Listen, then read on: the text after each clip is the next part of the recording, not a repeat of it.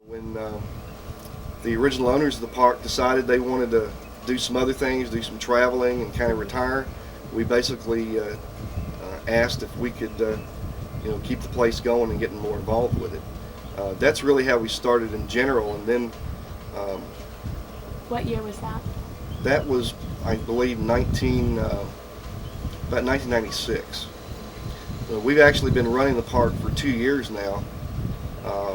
For about a year and a half, or actually I guess it was about a year, we ran it as a for-profit organization. Unfortunately, we didn't make any profit the first year, so we basically decided to turn it into a non-profit, tax-exempt wildlife sanctuary. I guess the thing that we're known for, we mentioned tigers several times, is tigers. Right now we have 41 tigers. We have more than any zoo or park in the United States. There are a few private sanctuaries that don't allow the public in that actually have more, and they do the same thing we do. They take in tigers from places that they shouldn't be, or they need new homes. We also have, of course, the several mile drive-through park. Many different animals that you'll see there. There are lots of antelope, a lot of deer, and most of the deer and antelope that you see are exotic. They're not animals from this area. Those are the primary things. We also have an RV park, and back with the RV park is a walk-through area where you can walk through the woods and enjoy yourself. It's kind of a little path that goes through the woods.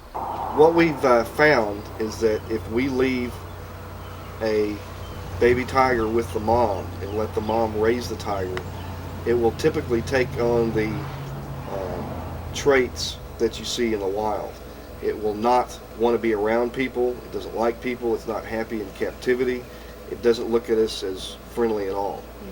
If we remove the baby from the mom within about 7 days or so after birth and give it lots of attention, a lot of love, the animals grow up liking us. They know we're the bringers of food instead of being the food, which is always a good thing. And they tend to be very happy. They can handle captivity easily, I guess is what I'm trying to say. What you'll normally see when I walk up to the cage is they'll come up and want to play and want attention. We have one tiger that was not raised like that, and she basically does not like people at all. She hates people. I am actually working with the director of tiger conservation in India to see if it's possible to release her there, and let her be basically running wild, because she's not happy in captivity. Of all the adults that we have, about 50% of them, which is approximately 13, have been donated to us basically as confiscations by the federal government, being taken from people who weren't treating them right, actually intended to do harm to them in some cases. I know some people have heard of canned hunts, and they're illegal in Texas. That still happens. When they come across that, they look for a good home for the animals. The water is something that we have to constantly keep cleaning out and filling up. Mainly, they're large animals. They drink a lot of water. It's summer here in Texas, so it gets hot. They also like to play in the water.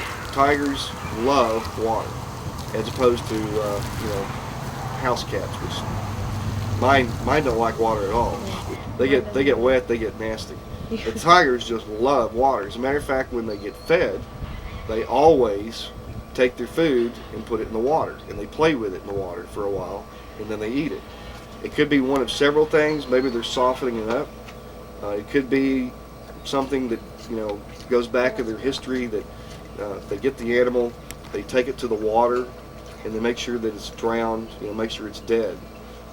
It could be any number of things. Maybe they just like to play with it, but they do that. Almost every tiger does, and they will do it even if they've never seen another tiger play with their food. Typically, they get approximately 30 to 40 pounds of meat a day. The meat generally comes from donations. If we hadn't had the the donated meat that we've gotten over the last couple of years, I don't know how we would have continued to stay here and help the animals. Our tigers versus some of the other zoos, I've visited a lot of zoos and parks in the last couple of years, and typically you only see, you know, 1, 2, maybe at most three tigers.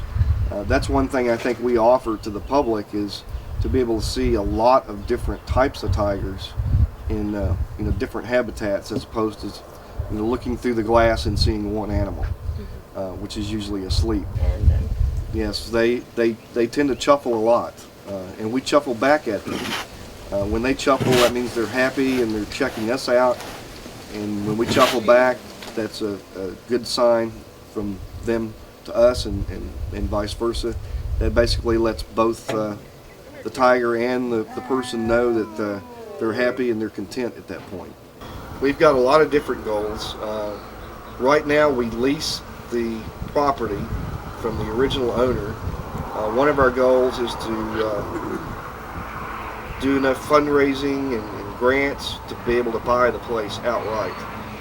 That's going to be a pretty good chunk of change. I mentioned earlier that another one of our goals, hopefully more short-term than long-term, is to build habitats for approximately 100 big cats. Also, those of you who are familiar with our facility know that we do have some small cages up and down the front sidewalk outside the gift shop. All those are basically going to be wrecked out and disposed of. We're going to build brand new habitats for all of the animals. I've done a lot of informal benchmarking at places such as the Atlanta Zoo, North Carolina Zoo, Dallas Zoo, San Antonio, also San Diego Wildlife Park. And we're taking basically all the good ideas, all the good parts of all those different facilities, and we're going to put all those in place here.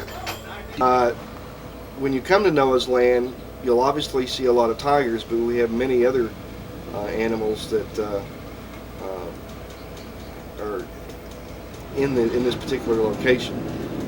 We've got bobcat, we've got some mountain lions, also known as cougars, African lions. We of course mentioned the bears earlier. We also have a black leopard and a spotted leopard, and the spotted leopard, her name is Sybil, not Sybil Shepherd, but Sybil Leopard. And she's not quite breeding age yet, but she's going to quickly become the girlfriend to our black leopard, whose name is 8-Ball. And of course we have a civet, African civet. That's the strangest animal. And also a caracal, which is a type of cat. And I mentioned some of the other animals out in the park too. We have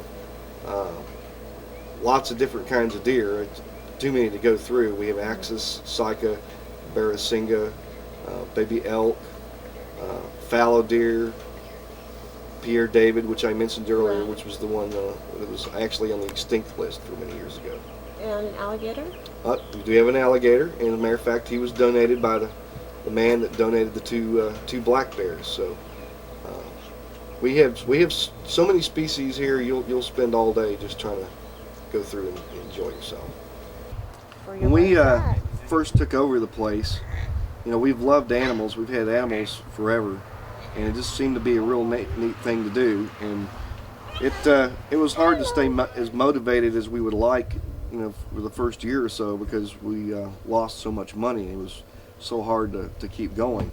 But I guess my wife has become very much enthralled with a lot of the hoof stock. She really loves the deer and the antelope, and for some reason which I am not able to explain, I've grown very passionate about tigers, which is probably obvious based on how much I've talked about tigers today. But I really love the tiger. I've spent a lot of time researching it. I'm going to get a lot more involved in the future to see if we can do bigger and better things for the tigers.